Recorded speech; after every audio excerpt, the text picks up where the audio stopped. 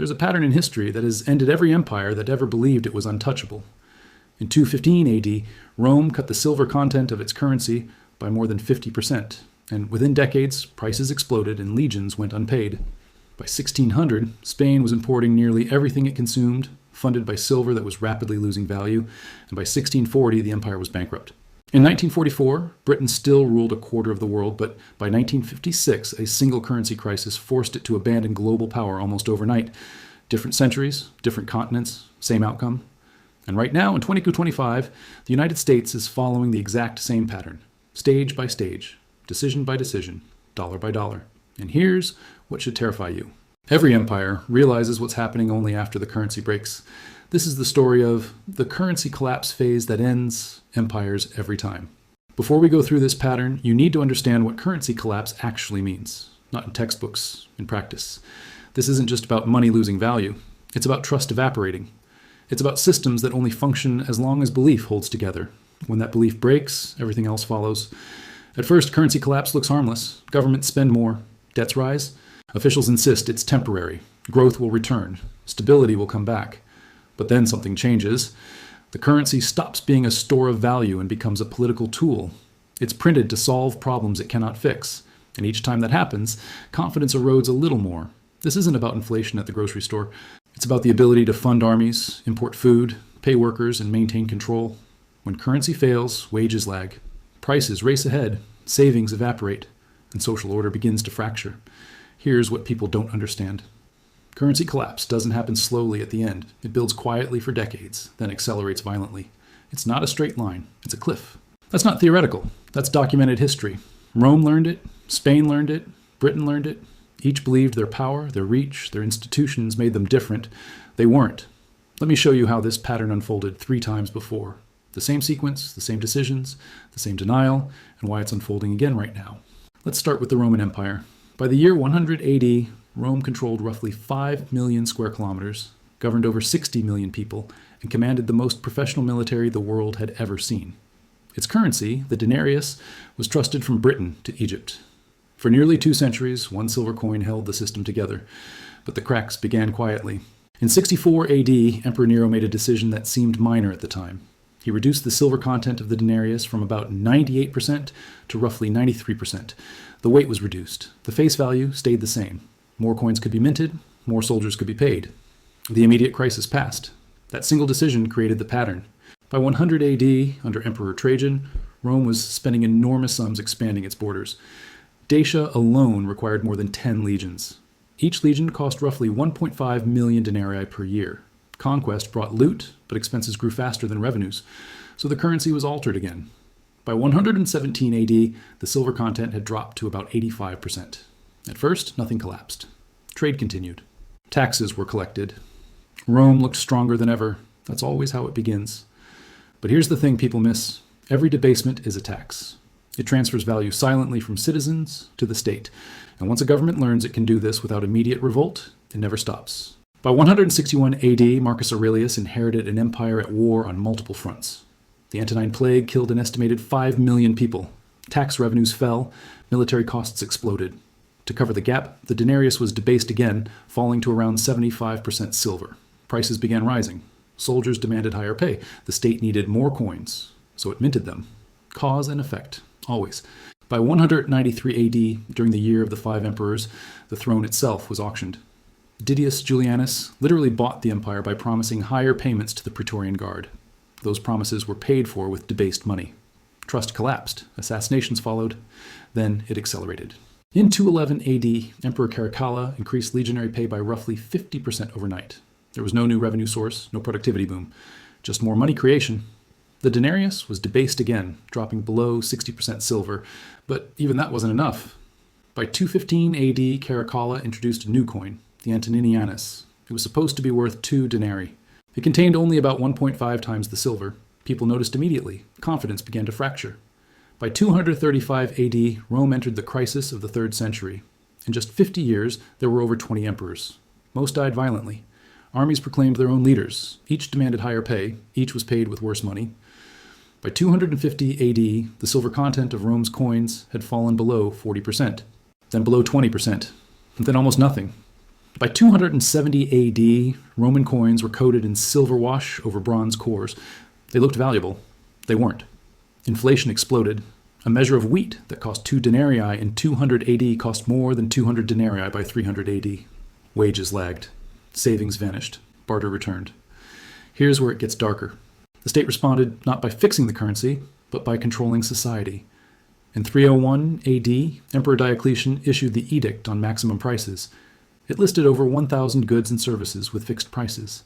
Violations were punishable by death. It failed instantly. Merchants stopped selling. Black markets exploded. Trade collapsed further. The army still needed to be paid. So the cycle continued. By 310 AD, the old Roman monetary system was effectively dead. Taxes were collected in kind. Farmers paid in grain. Soldiers were paid in food and land. Cities shrank. Long-distance trade disappeared. Rome still existed, but the empire that had ruled the Mediterranean economy was gone. The final act came slowly. In 395 AD, the empire split permanently. In 410 AD, Rome itself was sacked. In 476 AD, the Western Roman Empire formally ended. From the first debasement under Nero to final collapse took roughly 400 years, but the damage was done much earlier. Once the currency lost credibility, everything else followed. Military weakness, political chaos, social breakdown. That's what currency collapse looks like, not instant ruin. A long erosion of trust, followed by sudden fragmentation. And Rome believed it was exceptional. It believed its legions, its laws, its power made it immune. They were wrong. Let's jump forward nearly 1,400 years. The Spanish Empire. By 1550, Spain was the most powerful empire on earth. It controlled vast territories across Europe, the Americas, and Asia. It possessed the largest navy, the most feared army, and access to something no empire before it had ever seen at this scale: silver, mountains of it. Between 1500 and 1650, Spain extracted an estimated 180 tons of gold and more than 16,000 tons of silver from the Americas. By the mid-1500s, over 80% of Europe's silver flowed through Spanish hands. The peso became a global currency. Spanish power seemed permanent, just like Rome. At first, the silver solved everything. Wars were funded, bureaucracies expanded, armies marched across Europe. But here's the critical detail. Spain didn't invest that wealth into productivity. It imported nearly everything: weapons from Italy, textiles from the Netherlands, grain from Eastern Europe. Sound familiar? By 1556, King Philip II inherited an empire already addicted to external money. The state spent far more than it collected in taxes, so silver filled the gap. Just like Rome's debasement, Spain's silver acted as invisible financing. Then prices began to rise. Between 1500 and 1600, prices in Spain increased roughly sixfold. Wages did not. This became known as the Price Revolution. Bread that cost 1 maravedì in 1500 cost more than 6 by 1600. The cause was simple: too much money chasing the same goods. But Spain didn't stop. By 1575, military spending consumed over 70% of the state budget. Wars in the Netherlands alone cost more than 2 million ducats per year. When silver shipments were delayed by storms or pirates, the state couldn't pay its bills. So Spain borrowed. In 1557, Spain declared its first sovereign default, then again in 1575, then again in 1596, 4 bankruptcies in under 50 years.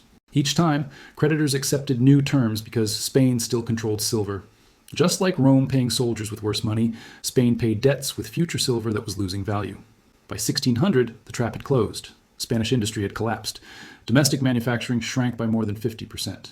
Inflation made local goods uncompetitive. Skilled labor emigrated. The economy hollowed out. This is where the pattern becomes obvious. Just like Rome, Spain responded to rising costs by spending more. Just like Rome, it funded that spending with monetary expansion. And just like Rome, each round made the problem worse. By 1620, silver shipments were peaking. Ore quality declined. Extraction costs rose. Pirates captured more treasure. The flow slowed. But the spending didn't. The state printed vellon coins, copper money with almost no intrinsic value. Inflation accelerated, confidence collapsed. By the 1640s, vellon had lost more than 90% of its value. People hoarded silver. Taxes failed. Soldiers went unpaid. History was repeating. In 1640, Spain faced revolts in Catalonia and Portugal. In 1648, it lost the Dutch Republic after 80 years of war. In 1659, it ceded territory to France. One defeat after another. By 1700, Spain was no longer a great power. It still existed. It still had colonies. But its influence was gone. Different century, different continent, identical collapse. The same mistake that destroyed Rome destroyed Spain. Funding empire through monetary distortion instead of productivity. Using currency as a solution instead of a signal. And just like Rome, Spain believed its silver made it different. It didn't. The pattern played out again. Now, let's look at the most recent example. One you probably remember, the British Empire. In 1913, Britain was still the center of the global financial system.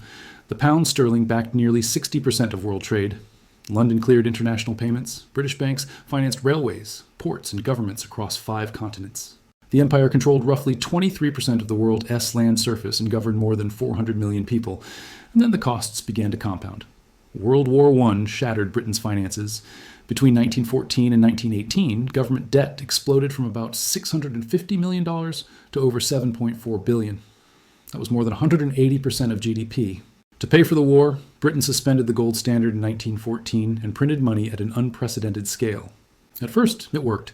Inflation rose, but the empire survived. Britain won the war. The pound remained respected. And just like Rome and Spain, officials convinced themselves the damage was temporary. Here's what people don't understand. Britain never truly recovered. By 1925, Chancellor of the Exchequer Winston Churchill made a fateful decision. He returned Britain to the gold standard at the pre-war exchange rate. £1 equaled 486 again. It sounded like strength. It wasn't. The pound was massively overvalued. British exports collapsed. Coal production fell by nearly 20%. Unemployment surged above 10%. Wages were cut. Strikes followed. The economy stagnated. This is where the trap closed. Britain wanted to maintain imperial commitments, naval supremacy, overseas bases, colonial administration. But it no longer had the productive base to support them, so it borrowed. By 1931, Britain's gold reserves were draining rapidly. Foreign investors were pulling out. Confidence was cracking. In September 1931, Britain was forced off the gold standard again. The pound fell by nearly 30% in weeks. You could feel the acceleration. World War II finished the job. Between 1939 and 1945, Britain spent roughly $25 billion on the war effort. By 1945, debt exceeded 250% of GDP. The empire was exhausted. Infrastructure was damaged. Industrial plant was obsolete. And now the currency problem became impossible to hide. Britain relied on American loans to survive. In 1945, it accepted a $3.75 billion loan from the United States. The condition was brutal. Sterling had to become convertible into dollars by 1947. When convertibility began, the results were immediate.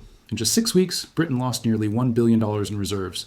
Foreign holders rushed to exchange pounds for dollars. Confidence collapsed. Convertibility was suspended. The pattern was accelerating.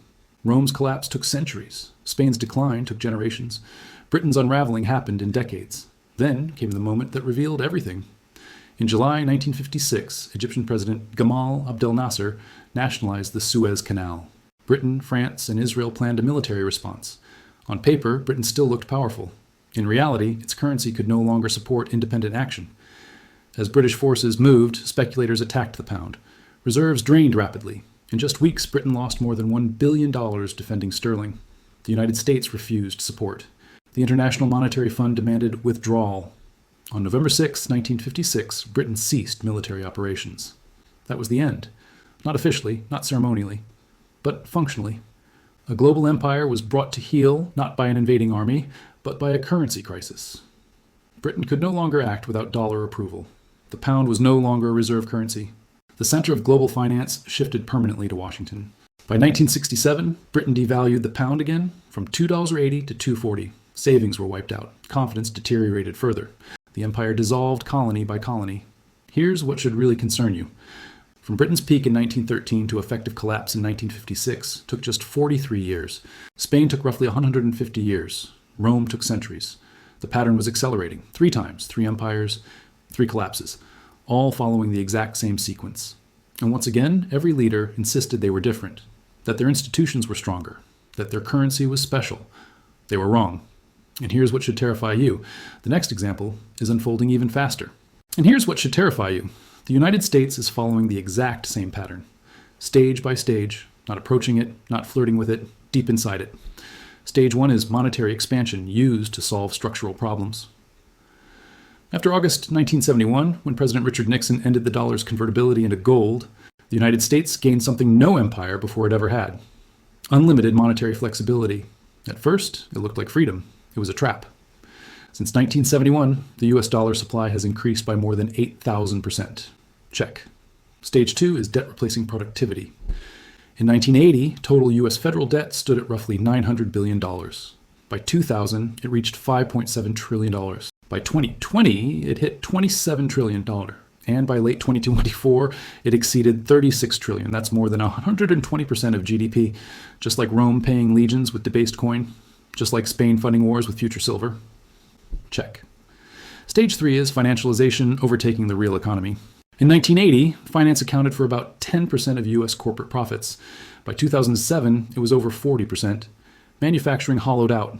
Industrial employment fell from 19 million in 1979 to under 13 million by 2024. The empire consumes more than it produces. Check. Stage 4 is permanent military expenditure disconnected from economic return. The United States operates roughly 750 military bases across more than 80 countries. Annual defense spending exceeded $886 billion in 2024. That's more than the next 10 countries combined. Rome faced the same problem by the 3rd century. Britain faced it after 1945. Check.